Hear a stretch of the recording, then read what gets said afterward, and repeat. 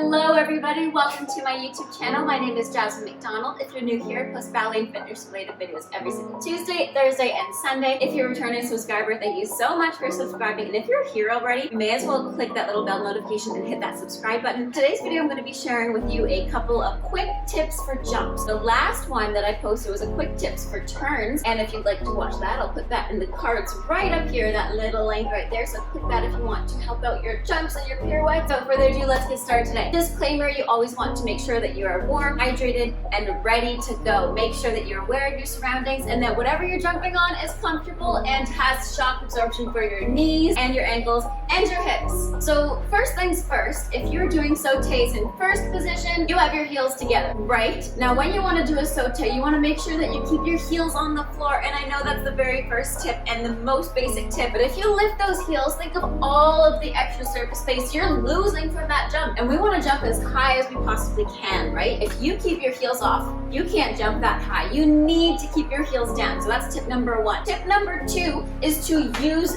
your glutes. So I'm going to put another video right up here and in the link down below. I'll put everything in the link down below as well. But in the card, I will put some glute exercises for dancers. You want to make sure that you use your glutes when you jump up. These are one of the biggest muscles in your body, as are your thighs. All of our leg muscles are the biggest muscles in our body, and we have to use them constantly. Doesn't matter what anybody tells you, you have to use them. That being said, you also have to use your feet. So tip number one is to use your glutes and squeeze as you jump up. No matter the position, if you're in fifth, if you're in first, even if you're jumping, you have to imagine something is poking you right in the bum cheek, and that's making you jump higher. So that's tip number two. Tip number three is to use your toes on the floor as if you're pushing something away really, really, really fast. If you have one of these TheraBands, you should definitely use them in your off time. And a few exercises that I personally like for TheraBands for your footwork is right on top of your metatarsal, just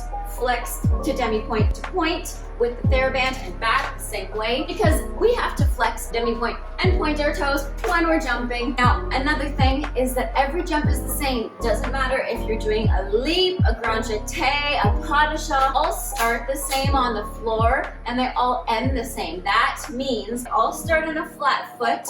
They push off the floor, your heel lifts, and then the very last thing to leave is your toe, but you have to use those muscles underneath your toes. So those muscles underneath your arch connected to your toes. So you want to be sure that you're on a flat foot. Not this part of your foot, not this part of your foot, the whole foot. That way you're going to completely cover the most surface area you need to. Just like not lifting your heels, you do not want to lift the outside of your arches, nor do you want to lift the inside. So when you do your jumps, very last tip you need to think about is keeping your core. If you jump like this with your stomach hanging out, or you tip your pelvis, your glutes are sticking out, you cannot use them. You cannot use your abdominals if it's curved like this, and your shoulders will more than likely roll forward, and then you're gonna have a lot of back pain and you're not gonna jump that high. So imagine you're in a doorway, in between a really small doorway, and you cannot hit your bum to the wall, nor can you hit your chest or your shoulders or anything else. So you just go straight down and straight up. Let's try a sauté in first, and this applies to every single jump. So you see already here, I'm using my plie, which means I'm using my quads, using my bum when I go up. Right now, it's already engaged. If you poke it, it should be ready and rearing to go. Now, obviously, we can't stop in midair and see if it's being used as much. Last thing as well, you want to use your whole plie. You don't want to cut your plie short and get it stagnant and stay like a stiff board. You want it to be pliable. So just like down and up. And that's it. Down and up. Exactly. Down and up. One other mistake I usually see people make is that when they jump, they push their feet out. You don't want to push your feet out. That creates more surface area, so it's actually more difficult to get your body up. So even though you want to take up more surface area in the plie, in the preparation for your foot, you don't want to jump out, because look, if I jump out, I can't jump that high. I want to jump straight underneath me, straight up, push my feet underneath me. There's so much more power that way. See?